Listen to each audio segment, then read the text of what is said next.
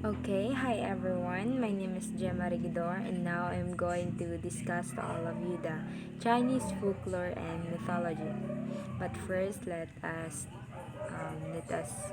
tackle about the Chinese mythology, or the origin or the legend of the Chinese mythology, or the creation of the universe in Chinese mythology.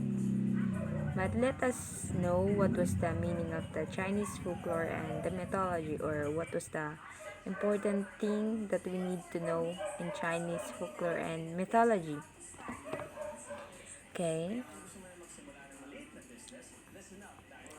Chinese folklore and mythology.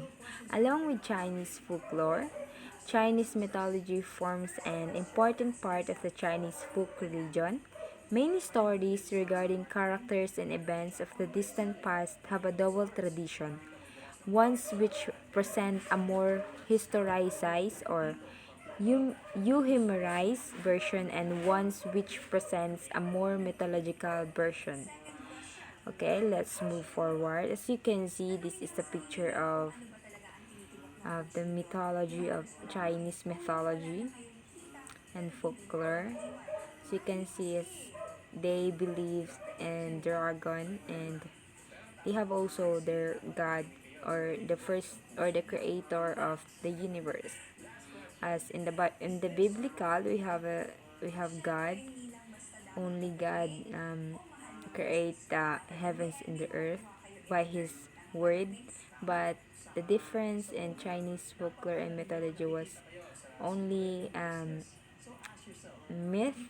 It's only a myth, not the reality, but it's only a story of folk tales.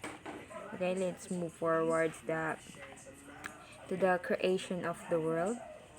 Okay, as you can see, the creation of the world in the slide. Okay, there is someone who named Pangu.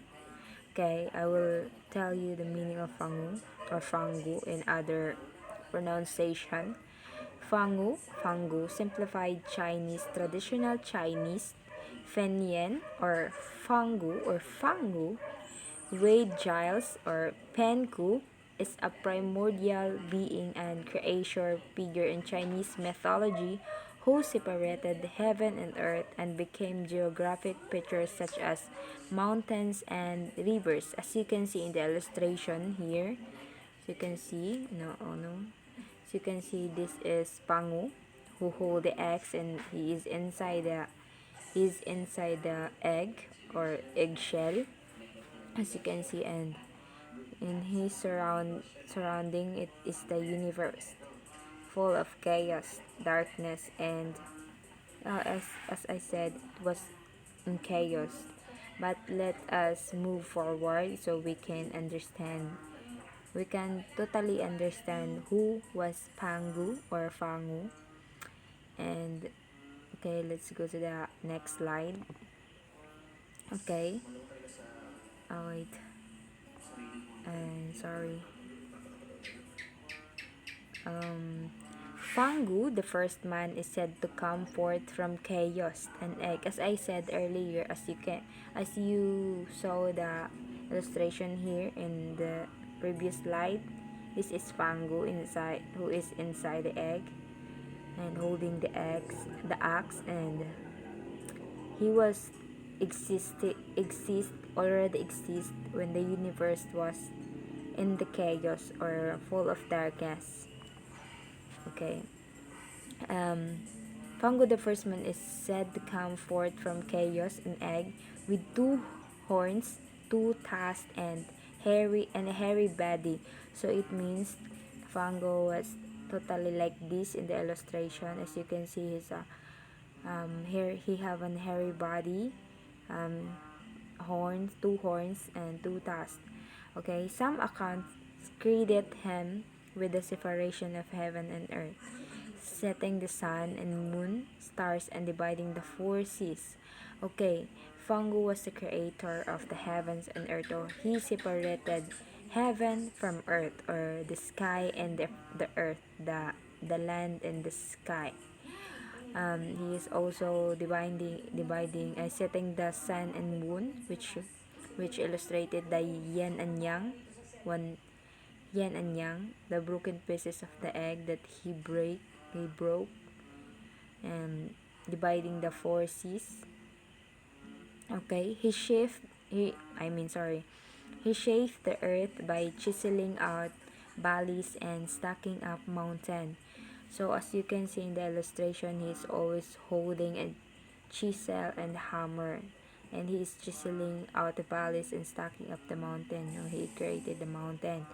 Okay, all this was accomplished from Fangu's knowledge of yin yang. As I said earlier, he was the creator of the heaven and earth, and the beginning of that, he broke the egg while he was sleeping, because he lived inside the egg for so many years, for 18,000 years. That's why when he was sleeping, he he broke the egg, or he broke free, because maybe inside the egg there is no space, or space, it has some space limitations. And okay, let's continue in reading. The incapable principle of duality in all things, the meaning of yin yang. Incapable principle of duality in all things. It means it is in yin, it means the sky and the stars, and the yang was the earth or the land. Okay, another legends asserts that the universe derived from Fangus' gigantic corpse. When Fangus died, his corpse, or his body, okay, I will read it na lang, then I will discuss it. His eyes became, when he died, his gigantic corpse, or Fungus gigantic corpse, his eyes became the sun and moon. His blood formed rivers. His body became soil. The human race, moreover, evolved from parasites that infested Fungus' body. When Fungus died, um, his corpse was totally decayed. That's why his eyes became the stars. I mean the stars. I mean the sun and the moon, and his blood formed rivers, and his body became soil. And the human race moreover evolved the parasites infested fungus body. This creation meets this creation meets state from the 3rd to the 6th century. Artistic presentations frequently depict Fangu as a I'm sorry, as a dwarf cloth with leaves. As you can see here in the illustration, the first illustration. Sorry, not in the first illustration. Here, as you can see in the third illustration, he is always wearing a leaves, or the green leaves. And this is the yin yang. Here, this is the yin yang. The yin, the white broken piece of the egg, and the heavy part was the yang, and the earth, and this is his axe when he broke, and the first illustration, when he broke the egg and became the yin and yang, the heaven and the earth. And I think sorry, okay, I think that would be all in Fangu